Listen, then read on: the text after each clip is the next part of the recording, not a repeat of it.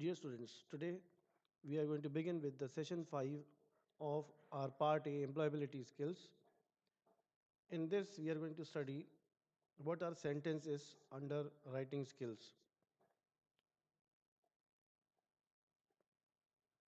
First of all, we will recap of what we have learned in the previous class. In the previous class, we have been studying parts of speech, which is also essential for understanding writing skills or improving your writing skills. In session 4, we have learned parts of speech, various parts of speech, and today we are going to study what are sentences or what are different types of sentences. So let's begin with the session. Our learning objectives today are to understand different parts of a sentence, the types of objects, and types of sentences. So, as you know that in English, almost all the sentences have a subject and a verb. And some sentences also have an object. We are going to see what subject, verb, and object means. A subject is the person or thing that does an action. So whoever does an action in the sentence is known as the subject. The doer of some verb is known as a subject. So whatever action is being performed by somebody, that is known as the subject. And the verb is the action. That is, the verb describes the action. Whatever action is being performed is the verb. And the action is performed on an object. So object is the person or thing that receives the action, or the action is performed by the subject on the object. So what is a subject?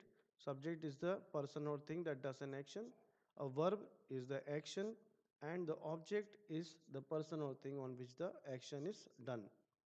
So keep this in mind, and we will study some sentences which contain subject, verb, and object. It is not necessary that all the sentences contain object, but the subject and verb are present in almost all the sentences. You can see an example here. Divya reads a book. This is a sentence in which it is a simple sentence. Divya reads a book. So Divya does something, that is the action, the doer of the action is Divya. So since Divya does something, what does she do? She reads the book. So Divya is the subject. And what does she do? What is the action? That is reading or reads. So reads is the verb, and what is the object on which the action is performed? That is the book. So book is an object. So the doer of action is Divya. So Divya is the subject. The action itself is reads. So reads is the verb, and the thing on which the action is done is no, is the object, that is a book. So from this sentence you can easily make out how to find subject, verb, and object in any sentence. So you have to keep in mind what subject means, what object means, and what verb means. Subject is the doer of action, verb is the action itself, and the object is the thing that receives the action or on which the action is done. Now, in order to find out the subject, verb, and object, we can ask some questions, and the answer to those questions will give you what are subject, verb, and object in that sentence. For example, we take the same sentence, Divya reads a book. In this, you can ask the question, who or what performed the action? So it is clear that who performed the action? It is Divya. So by this, you can find the subject.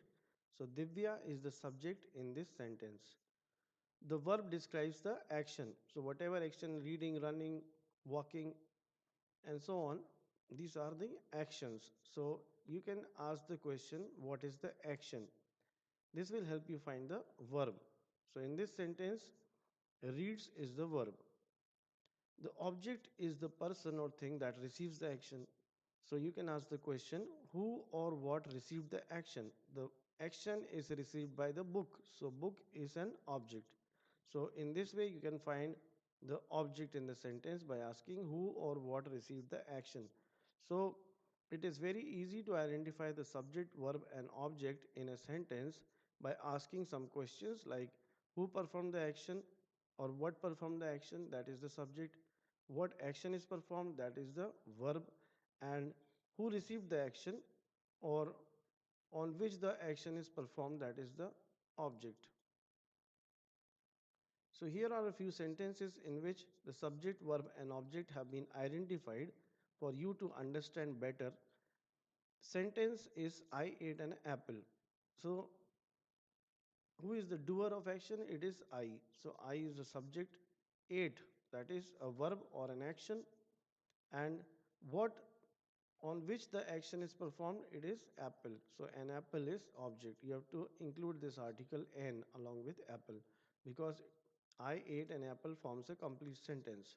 So an apple is the object. He cooked dinner. Who is the performer of action? He is he. It is he. Cooked means it is the action performed, and on which the action is performed, it is the dinner. So he is the subject, verb is cooked, and object is dinner. She kicked the football. Again, she is the subject, kicked is the action which is performed, that is verb, and the football is the object. Diya and Sanjay broke the bottle. Diya and Sanjay together broke the bottle. So Diya and Sanjay are the doer of action, that is, they are subject. Broke is the verb and the bottle is the object.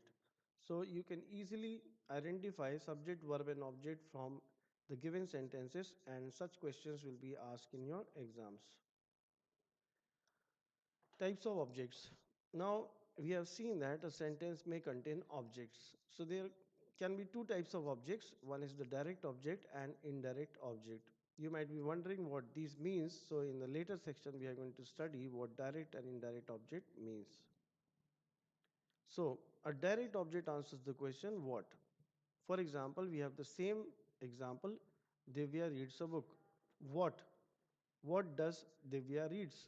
So the verb is reads. We know that from the earlier text we have seen that reads is the verb. And we have to answer the question what? What does Divya read? So what does the subject do? Well, the subject does the action. That is, what does Divya read? It reads, she reads a book. So the answer is book, which is the direct object. So you have to ask the question, Divya reads a book. What does Divya read? She reads a book. So book is the direct object. Indirect object. For indirect object, you need to answer the question to whom or for whom. Abdul gave a gift to his mother. So verb is gave and there are two objects. Here you can see that there are two objects, gift and mother. These are objects because some action is being performed on gift and mother. So you have to answer the question, what did Abdul give? That will give you the direct object. So what gives the direct object? So you have to ask the question in this, what did Abdul give? The gift. So gift is the direct object. To whom did Abdul give the gift? So the second part is to whom or for whom. If you ask this question, you are going to get the indirect object. So to whom did Abdul give the gift? To his mother. So he gave the gift to his mother.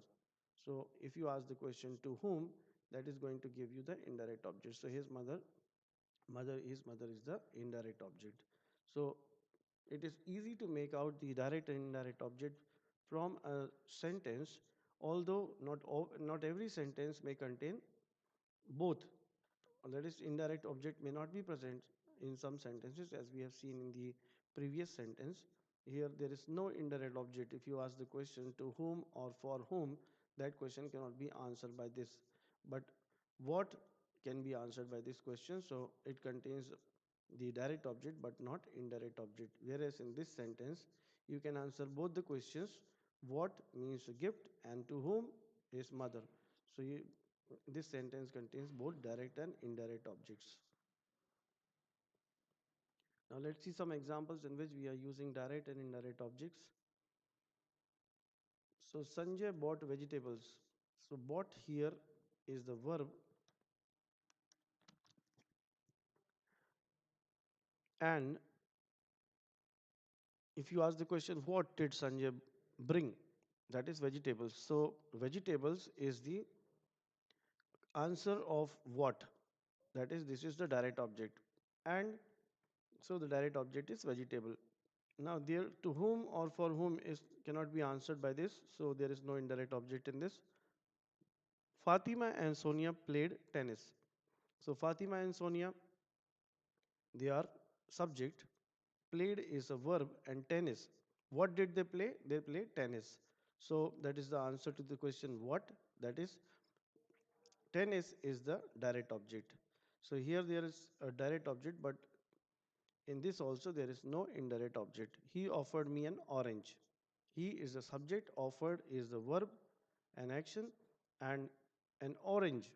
So me, he offered me. To whom, for whom? That is me. That is the second part. For indirect object is me. To whom did he offer? For me. To me. So me is the indirect object. And what did he offer? The answer of what is orange. So direct object is orange. So indirect object is me. The teacher gave us homework. The teacher, that is the subject, gave is the verb, and us. To whom? Us. Us is the indirect object. That is the answer to whom. And homework. What did she give? She gave us homework. So what answer of what is homework? So homework is the direct object and us is the indirect object. So in this way you can make out direct, indirect object, subject and verbs from a sentence. Types of sentences. Now, there are two types of sentences, or you must have studied active and passive voice. So, if a statement or sentence is written in active voice, then that is an active sentence, and if it is written in a passive voice, then it is known as a passive sentence. So, what are the difference between the two sentences? Let's identify the difference between them. Sanjay broke the glass. Here, Sanjay did something. The glass was broken by Sanjay. Here, glass was some action was performed on the glass. Here Sanjay is performing some action. Here the action is being performed on the glass. Here you can also see that in the first statement Sanjay is the subject, whereas in the second statement the glass is the subject. So the action or verb in both the sentences, breaking of the glass. In both the sentence the action is broke and broken, that is breaking of the glass. But the subject of both the sentences is different. So the subject in the first sentence is Sanjay, in the second sentence the subject is the glass. We are talking about the glass in the second sentence, while in the first sentence we are talking about Sanjay. So in the first sentence the subject does the action. Sanjay is doing something, that is the subject is doing something. And in the second you can see that some action is being performed by Sanjay on this subject. So action is being performed on the subject in the second case, whereas in the first case the subject performs some action. That is the difference between the two sentences. That is, in the first sentence the subject is performing some action, and in the second case the action is being performed on the subject. So these are the two differences between them. So the first sentence is known as the active sentence and the second one is known as passive sentence. See, we can break this sentence into Sanjay broke the glass. This is the first sentence, and the second one, the glass was broken by Sanjay. So in the first one, the subject is Sanjay and the verb is broke. In the second one, the glass is the subject and verb is broken. So in active voice, the subject does the action. So Sanjay does the action in the active voice. So that is an active voice if the subject does an action. And in passive voice, the subject receives an action or an action is performed on the subject. So if the glass that receives an action, that it was broken. So in the second case, it is known as passive voice. So will you remember this? In active voice, the subject does the action, whereas in passive voice, the subject receives the action. So we can now define what active and passive voice are. Sentences where the subject does an action are known to be active voice, and sentences in which the subject receives an action are known to be in passive voice.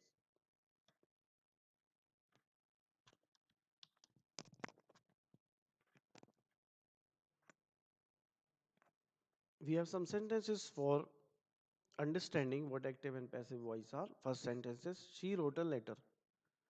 She wrote a letter. Here she is the subject and the subject is performing some action. That is, she is writing a letter. The subject is writing a letter.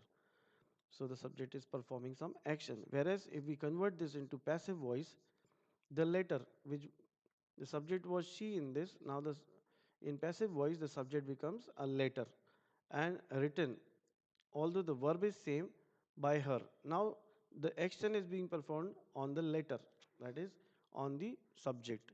So in this case the subject performs some action, and in this case the subject receives an action, that is on the letter she was writing. Okay, so a letter was written by her means she was performing action on the letter.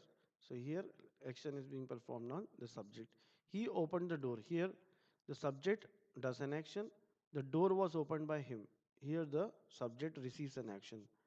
Mohan played the flute. So here Mohan is doing some action. Here the flute was played by Mohan. The flute is receiving some action, that it was played by Mohan. So in this way you can identify active and passive voice and even convert from active to passive and from passive to active voice. So such questions will be included in your exams. Now again, according to the purpose, we can identify the type of sentences as you can see in this figure. In this figure you can identify what is the difference between different sentences.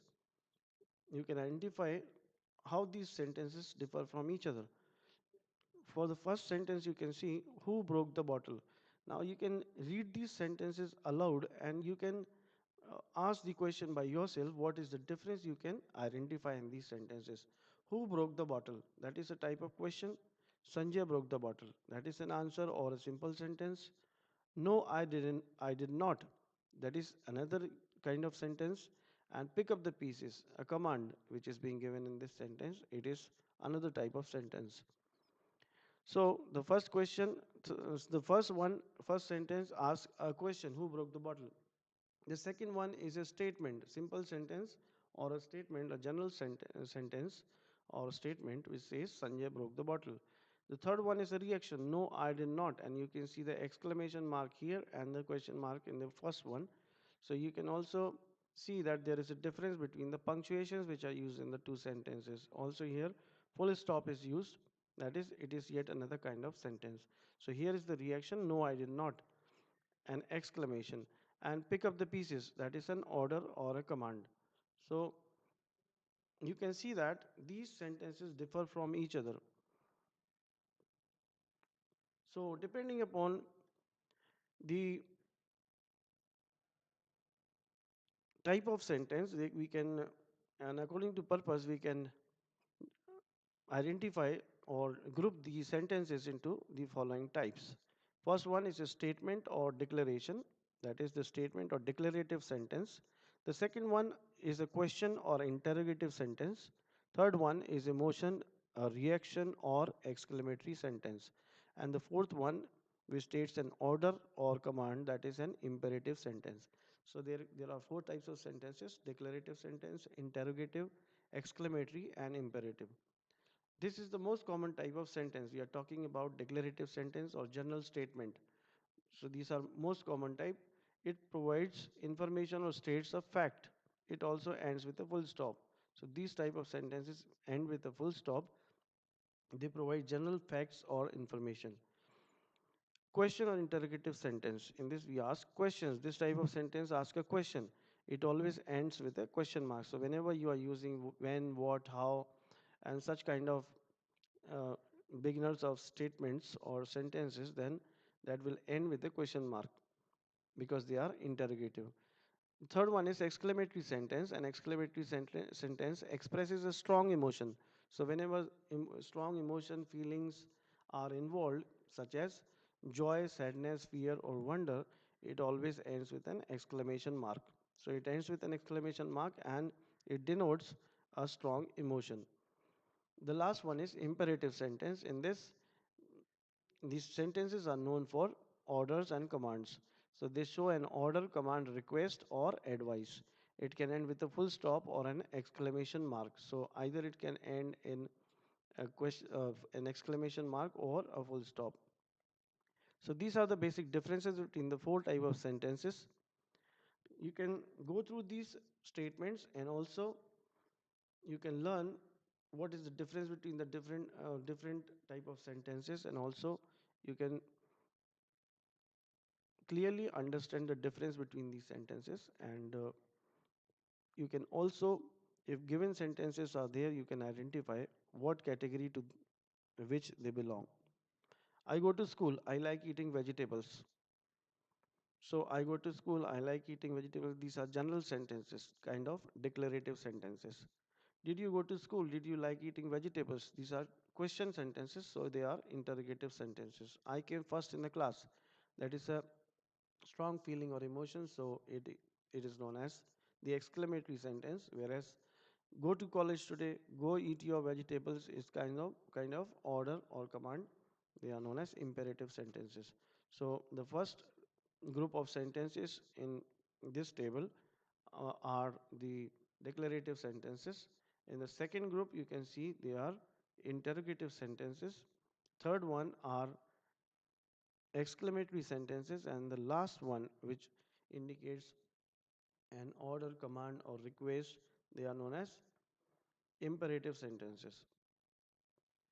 Next, we are going to see what paragraphs are, because it is very essential to organize whatever you write. Your writing has to be organized into paragraphs. So we must know what paragraphs are and how you must form paragraphs.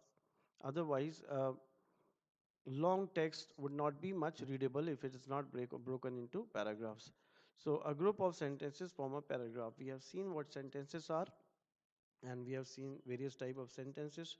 When you group those sentences together, they form a paragraph. So paragraph doesn't mean that you have to group a large number of sentences and that forms a paragraph. Paragraph has to be for a common idea. That is, while writing a paragraph, make sure the sentences have a common idea.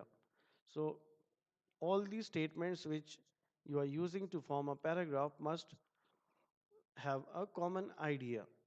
So if the idea changes, then you have to change the paragraph. When you want to write about different idea, make a new paragraph. So that is what we have to keep in mind while writing our text and organizing it into paragraphs, that if you have a common idea, that can a number of sentences which share a common idea, that can be used as a single paragraph, and when the idea changes, that forms a different paragraph. Now we can see an example. If you're writing about your school, the first paragraph can be sentences about the name, location, size, and other such details. So all the physical whereabouts of your school can be included in your first paragraph. In the next paragraph, you can use sentences to describe what you like about your school. So in the second one, if you start describing about what do you like about your school, that can be second paragraph. So in this way, you can organize your text into paragraphs. Let's see an example. I go to government higher secondary school, Balachadi. There are about 100 students and 7 teachers in my school. My school is on the main road, very close to the city railway station and local hospital. It's kind of a general introduction to the school. So the common idea is to introduce the school, the location of the school, name of the school, and that forms uh, the first paragraph. In the second one, I love going to school and learning more lessons. My school has a playground where I play cricket with my friends at the end of the day. There is a library too, and I borrow one book every week. I love my school. So, this is about what you like about your school, that forms the second paragraph. So, in this way, you can organize your text into paragraphs so as to make it more clear. And you have to keep in mind that the sentences which form a paragraph must have a common idea. And if the idea changes, then the paragraph also changes. So here is the homework for today. Write one sentence of each type: statement, question, exclamatory, and order. You have studied what statement, question, exclamatory, and order type of sentences, and your homework is to write one sentence of each of these types by your own. Second one is you have to write two paragraphs about your favorite festival, whatever you feel like. is your favorite festival, you have to write 2 paragraphs about your favorite festival. Each paragraph should have a minimum of 4 sentences. So at least for per paragraph, you must write at least 4 statements or sentences. Make sure you follow all the rules about sentences and paragraphs you have learned. So whatever rules we have studied in this session, you must obey those rules, and by following those rules you have to make these 2 paragraphs and write uh, these 2 paragraphs about your favorite festival. The third question is make a list of minimum 8 sentences. So you have to write 8 sentences and you have to group them. They must be of the type declarative, interrogative, exclamatory, and imperative. So you have to actually write two examples of all these types. Now here are some multiple choice questions which you can simply answer by if you listen to the video attentively, and these are general questions which you can answer by yourself. Identify the subject in the sentence. The children played football. We have studied already what are subject, verb, and object in a sentence. So you can use that knowledge to answer this question. There are 4 objective questions and one of them is correct. You can identify which one is correct. Now I'm not giving the answers to these questions because you can already answer these questions if you go through the video. So what is the subject in the sentence? The children played football. So you have to identify the subject. Is it the children played or football? The second question is you have to identify the object in this sentence. The children played football. Again, the same sentence is there. You have to identify what is the object in this sentence. Is it the children played or football? So I have already told you how to identify an object in a sentence. You can answer this question by that knowledge. Which of these sentences have both indirect and direct objects? Again, we have studied indirect and direct objects. I've told you that in order to find the direct object, you need to answer the question what, and for indirect object, you need to answer the question for whom. So in these questions, you can identify what indirect, each of these sentences, you can identify what direct and indirect objects are. I am watching a TV, what and for whom. For whom is not answered in this, for what is answered. She bought a blue pen, what did she bring? And for whom is not answered, the girl played cricket. So what, you can answer the question, and for whom is not answered in this. So these sentences may contain direct objects, but indirect object may not be there in some sentences. For example, in the last sentence, he wrote his sister a letter. So what did he wrote? He wrote a letter. And for whom? His sister. So both the answers both can be found in this statement, and so it has both direct and indirect objects. You have to write this in your copy and along with the answers. If you have any doubt regarding the answers, you can contact me or write to me on your Google Classroom or WhatsApp group. Now the 4 sentences, which of these sentences is in passive voice? Also in this session we have studied what active and passive voice means. So you have to identify from these 4 sentences what are which sentences are in passive voice and which are in active voice. They are watching a movie. The clock was repaired by Raju. He is sleeping in the room. My pet dog bit the postman. So out of these 4 sentences, in all these sentences you have to identify which are in active voice and which are in passive voice. So you need to write all these as a homework in your copy and keep it complete for inspection, a surprise inspection which can be done any day. Thank you for attending this class.